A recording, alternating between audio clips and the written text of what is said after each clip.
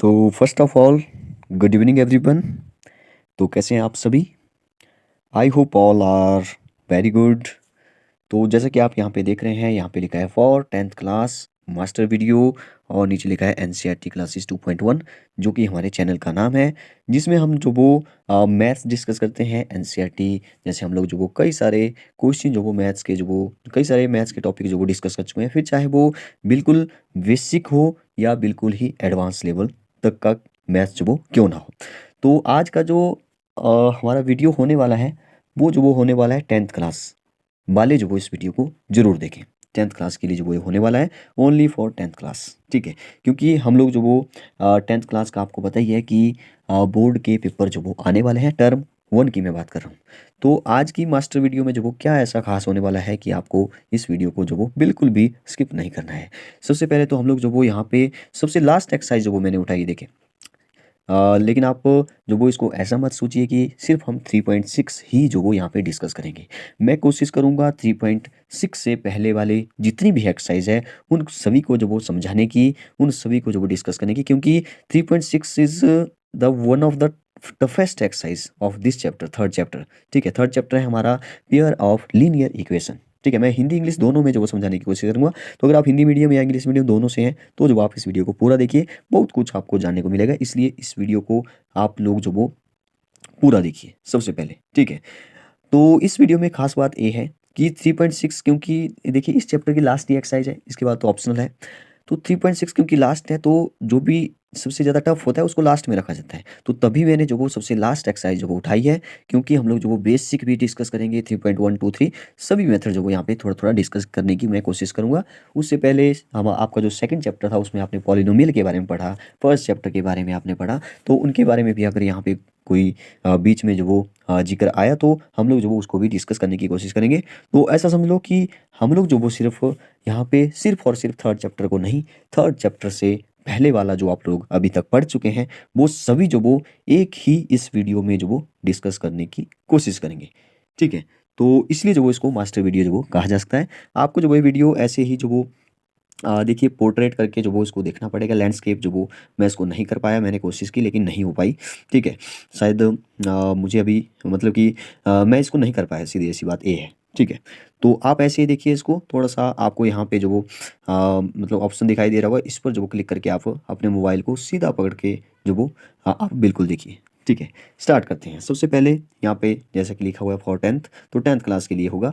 बाकी हम लोग इस चैनल पे जो आपको पता ही है कि प्रीवियस ईयर के बहुत सारे कम्पिटिटिव एग्जाम के क्वेश्चन जो वो डिस्कस करते हैं।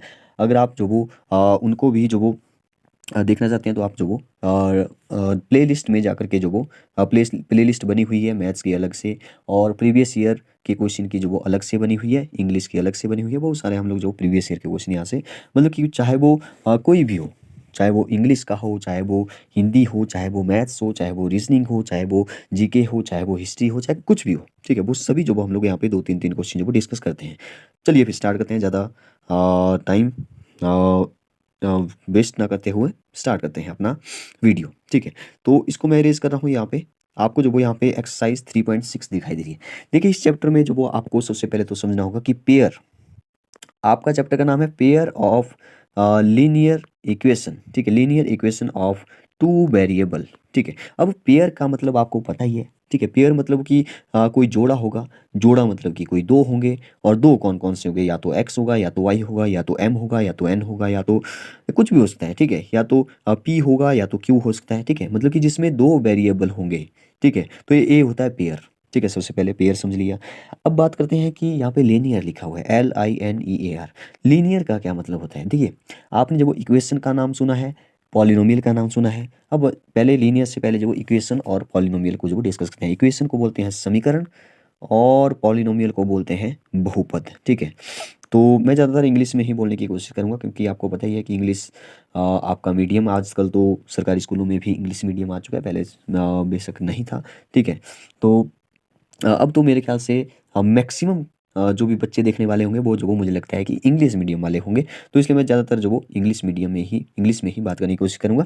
हाँ, अगर आपको लगता है कि इसको क्या बोलते हैं इंग्लिश में, तो कमेंट बॉक्स में आप लिख सकते हैं, मैं जो वो यहाँ पे समझाने की कोशिश ज़रूर करूँगा। नेक्स्ट देखिए, सबसे पहले समीकरण क्या होता है, इक्वेशन क्या होती है। देखिए इक्वेशन में जो वो दो चीज़ें होंगी, मतलब कि एक लेफ्ट हैंड साइड होगी और एक जो वो राइट हैंड साइड होगी। जैसे एग्जांपल के लिए मैंने लिखा A X square plus B X plus C equal to zero. यहाँ पे इक्वल टू जो वो मेन बात है, यहाँ पे अगर मैं इक्वल टू बोल रहा हूँ इसका मतलब है ये जो वो इक्वेशन है, क्योंकि इसमें जो वो एक ही लेफ्ट हैंड साइड है और एक साइड जीरो है जो कि हमारी राइट हैंड साइड है, तो इसको बोलेंगे इक्वेशन। तो आप बोलेंगे कि अब जो वो ये बहुपद क्या होता है, ये पॉलिनोमियल क्या होता है।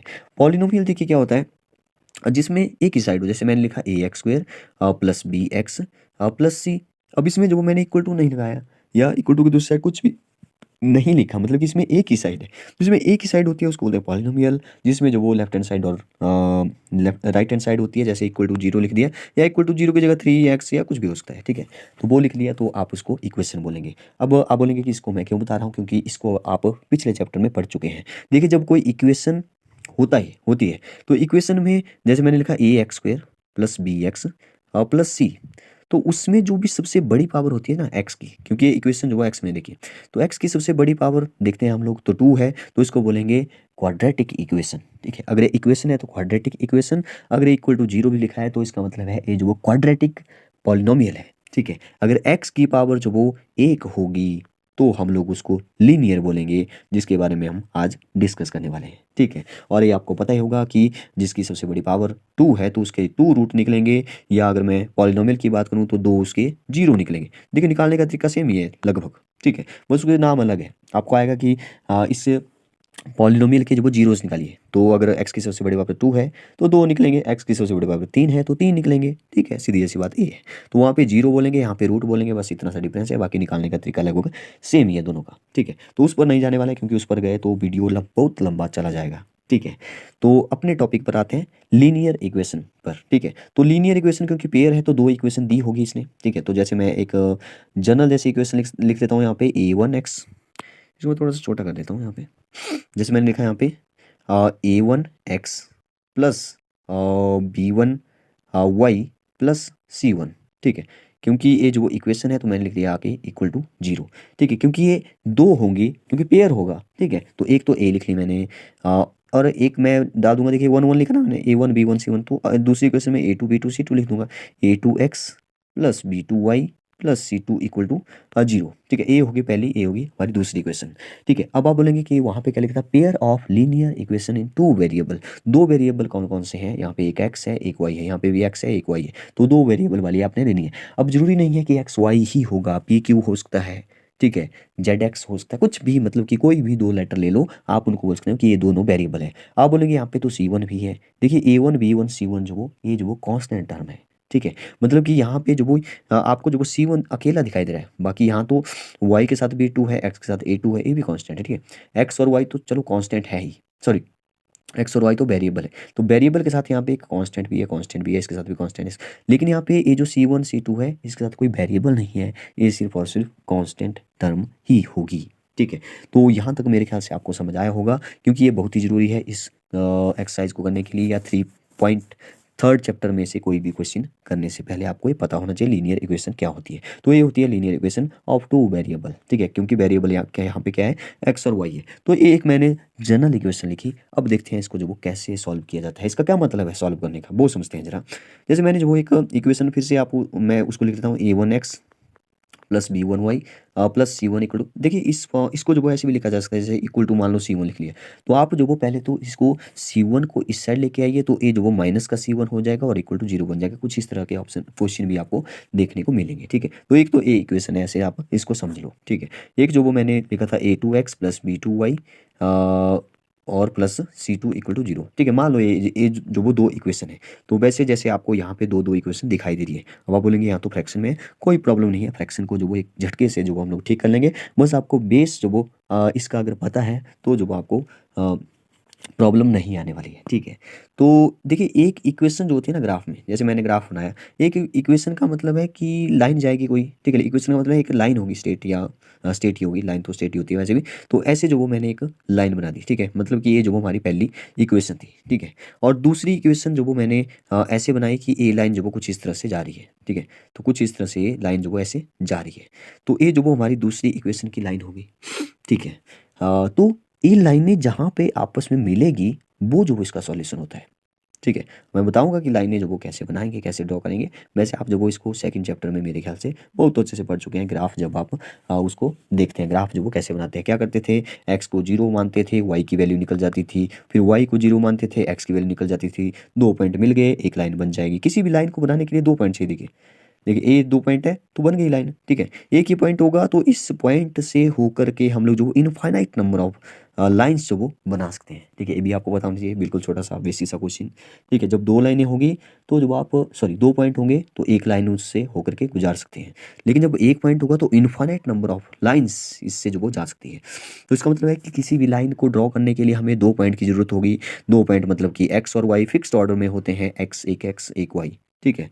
दो होंगे तो x1 y1 और एक को ले लो x2 y2। और इससे रिलेटेड ही आगे आप पढ़ेंगे डिस्टेंस फार्मूला के बारे में, सेक्शन फार्मूला के बारे में। तो उसमें जो वो ये आपको देखने को मिलेगा फिक्स्ड ऑर्डर में। मतलब फिक्स ऑर्डर का मतलब है सीधा सा कि x पहले y बाद में होगा, सीधा सा मतलब इसका a है, ठीक है। तो ऐसे जो वो दो पॉइंट हम लोग पहले लेते थे उस पर भी नहीं जाने वाले हैं, क्योंकि वो अपने आप में एक अलग टॉपिक है, ठीक है। आते हैं अपने इक्वेशन पर कि लीनियर इक्वेशन अगर ऐसे दी गई हो तो उसको कैसे सॉल्व करते हैं। इस पर भी अभी नहीं आएंगे, क्योंकि हम लोग जो बिल्कुल बेसिक सा समझने वाले हैं अभी कि कौन कौन से मेथड इससे पहले हम समझ चुके हैं। क्योंकि क्योंकि इस मेथड का नाम देखिए क्या है, इस मेथड का नाम है solve the following pair of equation by reducing term. Reducing का मतलब है आप जो वो किसी टर्म को हटा करके कुछ और लिख करके जो वो सॉल्व करिए, फिर बाद में उसको जो वो लगा दीजिए, ठीक है। रिड्यूस करना मतलब हटा देना, ठीक है, सीधा सा मतलब इसका ये है। फिर जो वो उसको सॉल्व वैसे करना है, तो हमारे पास जो वो तीन मेन जो वो मेथड है, कौन कौन से हैं। एक तो आपको पता होगा एलिमिनेशन मेथड, ठीक है। एक क्या है, एलिमिनेशन मेथड है, जो मैं आपको इस क्वेश्चन को या एक क्वेश्चन लेंगे, फिर उसको जो वो रिड्यूस करके जो वो एलिमिनेशन मेथड से जो वो हम लोग सॉल्व करने वाले हैं। एक तो एलिमिनेशन मेथड है। दूसरा, अगर इसको जो वो थोड़ा सा रिड्यूस करने सिंपल करते हैं, इसको मतलब फ्रैक्शन हटा दें। सिंपल करने का मतलब है फ्रैक्शन हटा दो। कोई भी इक्वेशन होती है उसमें अगर पहले माइनस है तो उस माइनस को हटाओ, या फ्रैक्शन में है तो उसको हटाना पड़ेगा, ठीक है।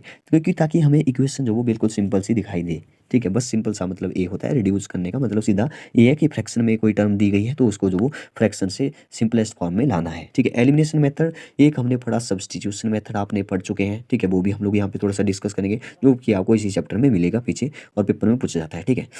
पेपर में इन तीनों में से कोई भी मेथड आ सकता है। अगर आपको कोई क्वेश्चन दिया हो और नहीं बोला है कि किसी भी मेथड से मतलब कि इसको जो वो सॉल्व करिए, तो आप किसी भी मेथड का जो वो यहाँ पे यूज़ कर सकते हैं, ठीक है। मेरे ख्याल से क्रॉस मल्टीप्लाई मेथड भी बहुत ही ईजी है, जो कि हमारा थर्ड मेथड है, क्रॉस मल्टीप्लिकेशन मेथड। तो उसको भी थोड़ा सा डिस्कस करने की हम लोग डिस्कस करेंगे कि उससे जो वो कैसे हम सॉल्व करते हैं। कोई सॉल्व करने का सीधा सा मतलब है कि यहाँ पे जो आपको 2x दिखाई दे रहा है, इसमें से x की वैल्यू क्या डालनी है, और यहाँ पे y है तो y की वैल्यू क्या होगी, मतलब कि x और y की वैल्यू निकालनी होती है। इसको ही हम लोग जो वो सॉल्व करना बोलते हैं, ठीक है। तो चलिए फिर आते हैं अपने क्वेश्चन पर, एक्सरसाइज 3.6 पर। तो फर्स्ट क्वेश्चन आप यहाँ पे देख सकते हैं। मैं इसको ही थोड़ा सा अगर मैं जूम यहाँ से कर सकता हूँ, क्योंकि अभी मैं इसको जूम नहीं कर पा रहा हूँ। शायद यहाँ से कहाँ से करेंगे इसको, एक मिनट का टाइम दीजिए मुझे थोड़ा सा। ये क्या आ गया बीच में, ये तो चला गया। एक मिनट एक यस। तो यहाँ से जो वो जूम होता है मुझे अभी अभी पता चला है, ठीक है। तो फर्स्ट क्वेश्चन जो वो आप इसको ध्यान से देखिए, ताकि मैं इसको बार बार ना लिखूं, आप इसको यहीं पे जो वो समझ जाइए, ठीक है। तो स्टार्ट करते हैं। सबसे पहले यहाँ पे लिखा है रिड्यूस करना। देखिए आपके पास सिंपल इक्वेशन होती थी a1x, ये क्या हो रहा है भाई, थोड़ा सा छोटा कर देते हैं इसको, और छोटा करना पड़ेगा मेरे ख्याल से, तो काफ़ी बड़ा लिख रहा है, ठीक है। तो देखिए जो सिंपल इक्वेशन होती थी वो होती थी a1x प्लस b1y और प्लस c1 इक्वल टू 0, ठीक है। और यहाँ पे होता था a2x प्लस b2y और प्लस c1 इक्वल टू 0। अब आप बोलेंगे कि यहाँ तो c1 है नहीं, c1 है, लेकिन यहाँ पे जो 2 है वो जो वो इक्वल टू के दूसरी साइड है, इसको हम खींच करके दूसरी साइड ले आएंगे, कोई प्रॉब्लम नहीं है, ठीक है। लेकिन पहले जो वो ये फ्रैक्शन हटाने के लिए हमें क्या करना पड़ेगा, बस वो आप समझिए। अगर आप उसको समझ गए तो आप सब कुछ समझ गए, ठीक है। बस वही तो इसमें करना है, ठीक है, वही तो करना है, बाकी तो कुछ इसमें है नहीं। अब रिड्यूस करने का मतलब क्या है वो समझिए। एक तो तरीका वही है जो आपने पिछले मेथड में पढ़ा कि आप जब वो क्या करेंगे, एलसीएम ले लेंगे और दूसरी साइड उसको भेज देंगे। एक तो मतलब तरीका वही है, लेकिन इसमें क्या होता है कि आप जब वो जैसे 1/2x है, जैसे मैं इसको यहाँ पे लिख लेता हूँ फिर से 1/2x है और प्लस 1/3y है। बस एक क्वेश्चन को समझिए, बाकी मेरे ख्याल से आपको सभी क्वेश्चन समझ में आ जाएंगे। देखिए अगर मैं इसको 1/x को जब अगर मैं कुछ और मान लूँ, अब आप बोलेंगे क्या मान लें, अब कुछ और मानना पड़ेगा। x मानेंगे तो 1/x को x लिखना पड़ेगा, x की जगह कुछ और मान लो। जैसे मैंने जो p मान लिया तो a जो वो बन जाएगा 1/x की जगह p हो गया तो a बन जाएगा p/2। ठीक है, क्योंकि मैंने क्या बोला, p को क्या माना हमने 1/x माना, p को क्या मान लिया 1/x मान लिया। ठीक है, अच्छा ये जो वो लिखा नहीं जा रहा है अच्छे से, तो मैं इसको क्या करता हूँ कि अपनी उसी फॉर्म में लेकर के चला जाता हूँ और अपने इस मार्कर को जो वो थोड़ा सा बड़ा कर लेता हूँ। ठीक है, तो अब ठीक रहेगा मेरे ख्याल से। तो इसको छोटा कर लेते हैं ताकि, क्योंकि हम लोग जो वो क्वेश्चन इसी को ऊपर ही लिख लेंगे ऐसे, जैसे मैंने लिखा था 1/2x, अब आपको अच्छे से दिखाई दे रहा होगा, और प्लस में है 1/3y इक्वल टू 2। ठीक है, ये है हमारा क्वेश्चन। अब देखिए क्या करना है, देखिए कुछ भी नहीं करना, मैंने बोला कि 1/x को क्या मान लो, कुछ और मान लो, तो p मान लिया। ठीक है, लेकिन ध्यान दें यहाँ पे कि जो दूसरी इक्वेशन है उसमें भी 1/x वही होना चाहिए, मतलब कि वहीं पर ही होना चाहिए। जैसे 1/x वैसे ही है, 1/y वैसे ही है, और 1/y को आप मान लो q। ठीक है, अभी आपको अगर नहीं समझ आ रहा है तो आप जो वो देखते चलिए क्या हो रहा है, अगले क्वेश्चन में आपको बिल्कुल क्लियर हो जाएगा ये जो हम लोगों ने क्यों इसको ऐसा माना था, अभी क्लियर हो जाएगा, क्योंकि अब हम पुट करने वाले हैं। तो अगर 1/x को p माना तो ये फर्स्ट वाली इक्वेशन जो वो कुछ इस तरह से बन जाएगी p/2, और यहाँ पे बन जाएगा q/3 इक्वल टू 2। ये बन गई कुछ इस तरह से इक्वेशन, क्योंकि ये ऐसे क्वेश्चन हम लोग पहले पढ़ चुके हैं। ठीक है, अगर मैं बोलूँ कि यहाँ से जो अब क्योंकि फ्रैक्शन में है तो 2 भी हटाएंगे, 3 भी हटाएंगे। अब बोलेंगे 2 और 3 को कैसे हटाना है, 2 और 3 को हटाने के लिए हमारे पास एक ऑप्शन है। देखिए क्या होता है, अगर 2 नीचे से हटाना है तो 2 से मल्टीप्लाई करना पड़ता है, लेकिन अगर एक एक करके जो मल्टीप्लाई, जैसे 2 को मल्टीप्लाई किया तो सभी में 2 मल्टीप्लाई करना पड़ेगा। ठीक है, और यहाँ से 3 हटाना है तो 3 से करना पड़ेगा, तो फिर से चेंज हो जाएगा, फ्रैक्शन चेंज हो जाएगा फिर से। ठीक है, सॉल्व नहीं हो पाएगा। इससे अच्छा है कि हम एक बार ही कोई एक ऐसा नंबर ऊपर लिखें ताकि 2 और 3 दोनों ही नीचे से उड़ जाए। ठीक है, उड़ जाए मतलब हट जाए, रिड्यूस हो जाए। ठीक है, तो यहाँ पे 2 और 3 का एलसीएम क्या होता है, 2 और 3 दोनों ही प्राइम नंबर है, इनका जो प्रोडक्ट होगा वही एलसीएम होगा, 6 आ गया। इसका मतलब है अगर मैं 6 से जो वो इस इक्वेशन को जो वो मल्टीप्लाई कर देता हूँ तो ये 2 और 3 दोनों ही उड़ जाएगा। तो 6 यहाँ पे लिख लिया, मल्टीप्लाई हो गया, यहाँ पर भी मल्टीप्लाई हो गया। इक्वेशन है तो सभी जगह मल्टीप्लाई होगा। अगर इस साइड जो वो 2 लिखा था तो 2 6 जाओ जो वो 12 हो जाएगा। अब आप इसको समझिए, 2 से 6 कट गया तो यहाँ पे आ जाएगा 3, और यहाँ पे 3 से 6 कट गया तो यहाँ पे आ गया 2, तो मेरी इक्वेशन बन जाएगी 3p plus 2q equal to 12। I hope आप इस स्टेप को समझ गए होंगे। अब ये जो नीचे मैंने इक्वेशन लिखी, ये जो बिल्कुल सिंपलेस्ट फॉर्म में बन चुकी है। अब हम इसको जो वो किस मेथड से करेंगे वो आप पर डिपेंड करता है, क्योंकि इसने नहीं लिखा है कि आप जो किस मेथड से इसको सॉल्व करिए। आप जो वो यहाँ पे एलिमिनेशन कर सकते हैं, यहाँ पे सब्स्टिट्यूशन कर सकते हैं। मुझे जो वो सबसे अच्छा, अगर मेरे से पूछे तो मुझे सब्स्टिट्यूशन मेथड जो वो सबसे अच्छा लगता है। ठीक है, क्यों लगता है मैं बताऊँगा आगे। तो ये था हमारा फर्स्ट इक्वेशन को हमने सॉल्व किया। अब देखिए सेकंड इक्वेशन, अभी ये क्वेश्चन सॉल्व नहीं हुआ है पूरा। अब ये सेकंड जो इक्वेशन है उसको सॉल्व करने में जा रहा हूँ। 1/3x plus 1/2y equal to 13/6 लिखा है, जो मर्जी लिखा है इसने, कोई प्रॉब्लम नहीं है। मैंने बोला कि यहाँ पे जो क्या मान लिया है हमने, 1/x को हमने p मान लिया और 1/y को हमने q मान लिया। ठीक है, याद रखना है पर कि वही जो वो आपको दूसरे इक्वेशन में भी पुट करना पड़ेगा। ऐसा नहीं है कि एक में कर दिया दूसरे में। ठीक है, अगर एक एक पहले पहले में करना है तो ठीक है चल पड़ेगा, दूसरे में अगर आपने कुछ भी पुट नहीं किया वो चल पड़ेगा। आगे है ऐसा क्वेश्चन तो आपको समझ आ जाएगा। अब देखिए क्या करना है, तो 1/x की जगह p हो गया तो p/3 बन जाएगा। ठीक है, ये फर्स्ट इक्वेशन कुछ इस तरह से बन गई, p/3 प्लस q/2 बन जाएगा, और 13/6 यहाँ पे हो जाएगा। अब आप बोलेंगे कि यहाँ से 3 और 2 हटाएंगे तो कैसे, तो फिर से वैसे ही 3 और 2 हटाने के लिए इसका एलसीएम से मल्टीप्लाई कर देंगे। 3 और 2 का एलसीएम फिर से 6 हो जाएगा। अब इसमें इंटरेस्टिंग बात यह है कि 6 जैसे मैं यहाँ से मल्टीप्लाई, अब इस मैं तो यहाँ पे लिख रहा हूँ, अगला स्टेप नहीं लिख रहा हूँ। अगला स्टेप जो वो कुछ इस तरह से होगा कि 6 से जो वो p मल्टीप्लाई हुआ अपॉन में 3, और यहाँ पे 6 मल्टीप्लाई बाई q अपॉन में 2। इंटरेस्टिंग बात यह है कि इक्वल टू के दूसरी साइड जो वो 6 मल्टीप्लाई बाई 13 करना पड़ेगा, और नीचे 6 पहले से है तो 6 से 6 कट गया तो ए ऑटोमेटिक जो वो सिंपल हो गया। ठीक है, 2 से यहाँ पे 6 कट गया, 3 आ गया, यहाँ पे 3 से 6 कट गया, यहाँ पे 2 आ गया। ठीक है, तो ये बने जाएगी 2p प्लस 3q और इक्वल टू यहाँ पे बचा था, यहाँ पे 6 से तो 6 कट गया, 13 बचा था, तो ए आ गई 2p plus 3q equal to 13, जो वो हमारी इक्वेशन आ चुकी है। ठीक है, तो ये अब ये दोनों इक्वेशन जो मैंने सॉल्व कर दी, ठीक है, मतलब कि रिड्यूस करके मैंने इसको सिंपलेस्ट कर दिया। अब सिंपल कर दिया है तो जो वो अब सॉल्व कैसे करना है, ठीक है, तो रिड्यूस करना जो वो मैंने आपको बता दिया। अगर मैं और क्वेश्चन की बात करूं कि रिड्यूस कैसे करते हैं, सिंपलेस्ट फॉर्म में कैसे लाना है, तो वो आप समझिए, क्योंकि वो जरूरी है इस एक्सरसाइज को करने के लिए। बाकी अगर आपने इससे पहले वाली एक्सरसाइज कर ली है, तो अगर रिड्यूस करना अगर आप सीख गए, तो अगर आप पिछले वाली एक्सरसाइज, पिछले वाले जो भी मेथड आपने पढ़े हैं, वो जो अगर आपको समझ आ गए हैं, तो अब इसके बाद वाला कोई भी मेथड यूज़ करके आप इन दोनों इक्वेशन को सॉल्व कर सकते थे। इसमें देखिए जो कि मैं पहले आपको बता देता हूँ कि रिड्यूस कैसे करना है। अब यहाँ पे 1/√x को जो वो आप क्या मानिए, p मान लो, और यहाँ पे 1/√y को जो वो यहाँ पे q मान लीजिए। तो ये इक्वेशन हमारी बन जाएगी कुछ इस तरह से, क्योंकि हमने p माना तो यहाँ पे बन जाएगी 2p, सीधा डायरेक्ट बन गया 2p, और यहाँ पे बन जाएगा 3q इक्वल टू 2। ये बन गई हमारी फर्स्ट इक्वेशन। और दूसरी बन जाएगी कुछ इस तरह से, क्योंकि 1/√x को हमने p माना, तो यहाँ पे बन जाएगा 4p, और यहाँ पे बन जाएगा 9, माइनस है तो -9q और इक्वल टू -1। ये तो सिंपल पैसे बन गई, ठीक है। फिर आपको कोई भी मेथड लगा के इसको सॉल्व कर सकते हैं। आगे वाला देखिए, आगे वाली में कुछ है नहीं मेरे ख्याल से। आगे वाली में यहाँ पे 4/x, पहले दूसरे वाला y की जो टर्म है वहाँ पे वो तो पहले से सिंपल है, ठीक है, उसमें फ्रैक्शन है नहीं, 4y है 3y ऊपर देखिए। तो यहाँ पे 4/x है, यहाँ पे 3/x है, तो आप क्या करिए 1/x को p मान लो।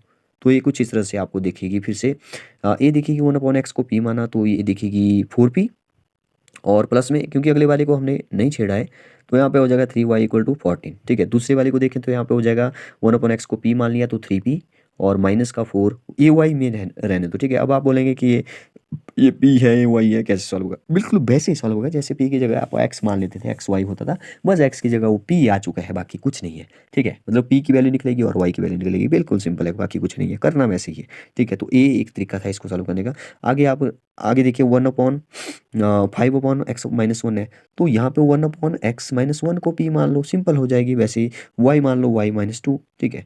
नेक्स्ट देखते हैं, यहाँ पे आपको बड़ी जैसी इक्वेशन दिखाई दे रही है 7x-2y, ये क्या है, ठीक है। आप इसको पहले ओपन कर लो।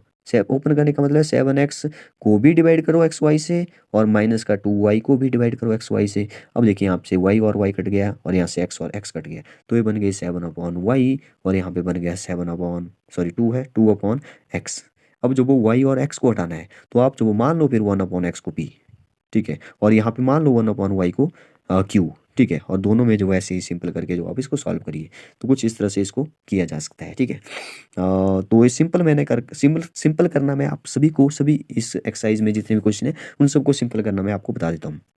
जैसे क्वेश्चन है 6x, वो बोलेंगे ए क्या हो रहा है यहाँ पे 6x, देखिए 6x प्लस 3y, और आगे है 6x। आप बोलेंगे यहाँ तो हमारे पास कांस्टेंट टर्म है, जबकि यहाँ पे वेरिएबल दोनों चिपके हुए हैं साथ में। और अब इसको जो वो कैसे हटाया जाएगा, अब आप ऐसे सोचिए कि वो C1 जो होता था, हमने लीनियर इक्वेशन में C1 लिखा था, वो जो वो कांस्टेंट होता था, तो वो उसके साथ कोई XY नहीं होना चाहिए, तो उसको उसी फॉर्म में लाओ पहले कि XY यहाँ से हटाना है। अब XY हटाने के लिए डिवाइड करना पड़ेगा। डिवाइड किससे करना है, XY से, तभी तो XY कैंसिल होगा। तो divided both side by XY, ठीक है। तो XY से डिवाइड हो गया, मैं कुछ और कलर यूज़ करता हूँ XY, क्योंकि XY से वो आपको लग गया होगा पता, ठीक है। XY से सभी डिवाइड हो। अब आप बोलेंगे सभी क्यों किया, इसी को ही कर देते, नहीं, सभी को ही करना पड़ेगा, क्योंकि ये इक्वेशन है, और इक्वेशन में लेफ्ट हैंड साइड और राइट हैंड साइड दोनों सेम होती है, ठीक है। सिंपल भाषा में समझिए, दोनों साइड सेम है। तो अगर आपने जो कुछ इस साइड जो वो कुछ इससे करना है, चेंज करना है कुछ, तो दोनों साइड आपको चेंज करना पड़ेगा, अदरवाइज आप जो वो कुछ चेंज कर रहे हो सब कुछ चेंज हो जाएगा फिर।